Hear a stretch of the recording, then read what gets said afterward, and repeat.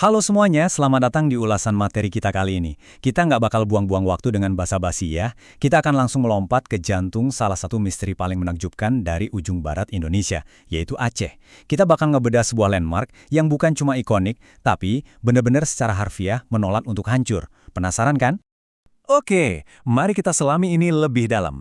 Bayangkan gimana ceritanya sebuah bangunan tunggal bisa selamat dari salah satu bencana alam paling mematikan dalam sejarah modern kita.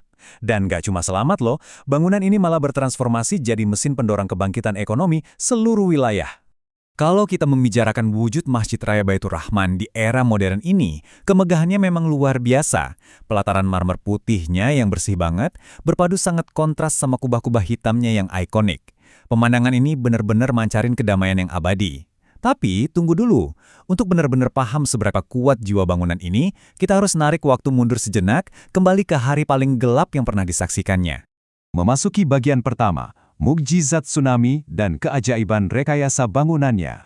Semuanya bermula pada pagi yang kelam banget tanggal 26 Desember 2004. Waktu gelombang mega tsunami dari Samudra Hindia menyapu bersih daratan dan ngeluluh lantakan hampir seluruh kota Banda Aceh jadi puing-puing.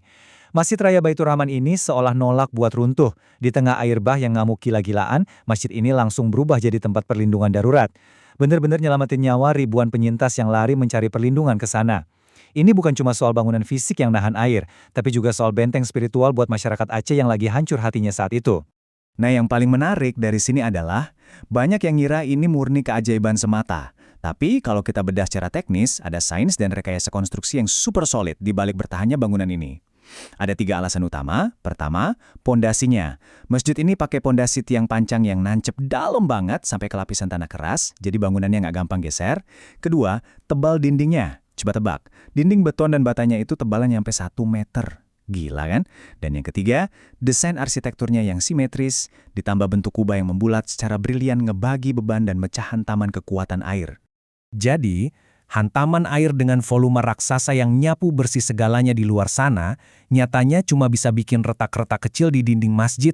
Oh, sama sedikit bikin miring menara utamanya yang tingginya 35 meter itu.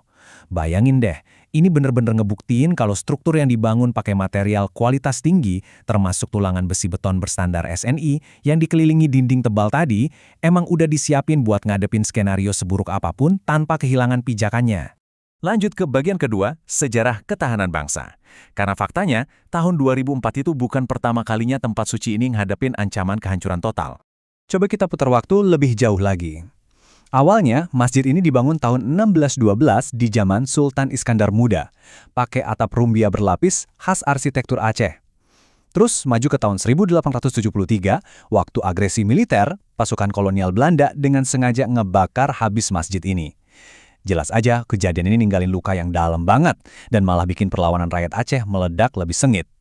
Nah, karena ngerasa kewalahan ngadepin kemarahan rakyat, akhirnya di tahun 1879, Belanda mulai ngebangun ulang masjid ini demi meredam situasi.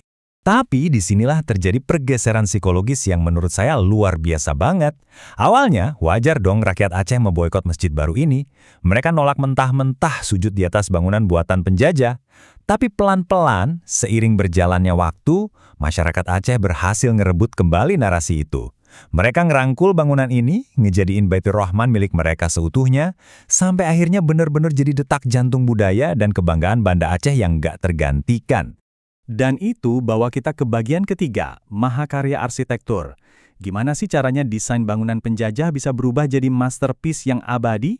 Jawabannya ada pada arsitek asal Belanda bernama Gerrit Bruins. Dia sangat cerdas, dia nggak pakai gaya Eropa murni. Dia merancang masjid ini pakai gaya kebangkitan Mughal.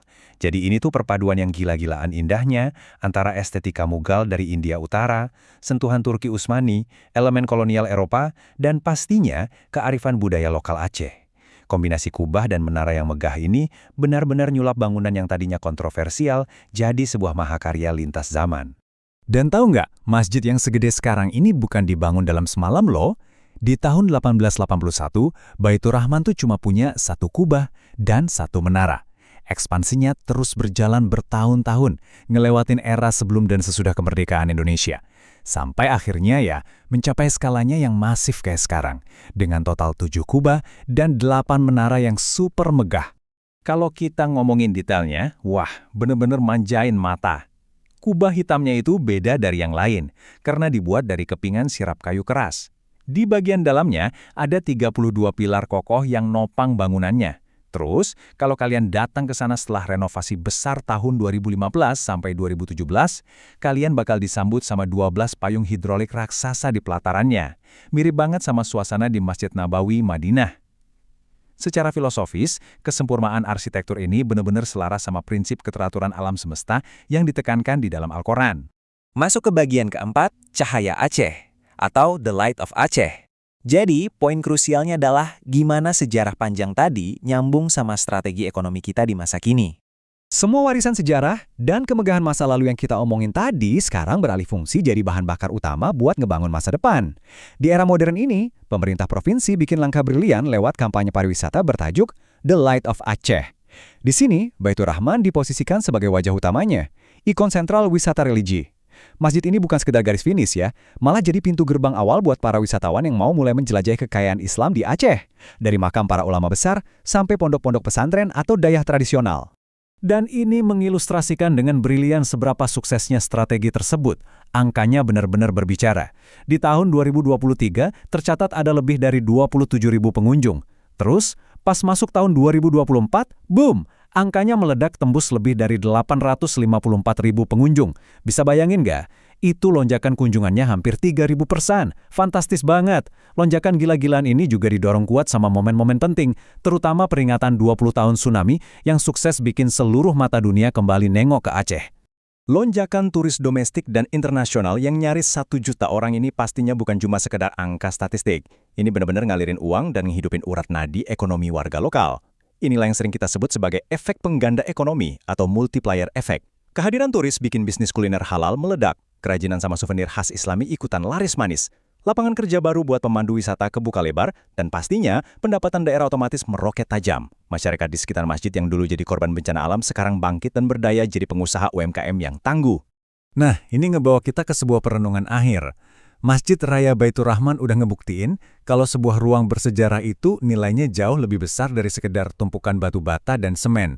Dia pernah dibakar habis sama penjajah, dia nahan amukan gelombang lautan yang paling mematikan, dan hari ini dia berdiri megah untuk memakmurkan masyarakatnya. Jadi pertanyaannya, adakah ruang-ruang bersejarah lain di sekitar kita yang mungkin nyimpan potensi luar biasa kayak gini? Ruang yang bukan cuma jadi saksi ketangguhan masa lalu, tapi juga bisa ngebantu kita merekayasa masa depan ekonomi kita? Sesuatu yang pastinya patut banget buat kita renungkan. Terima kasih banyak udah gabung di ulasan materi kali ini, dan sampai jumpa, teruslah belajar.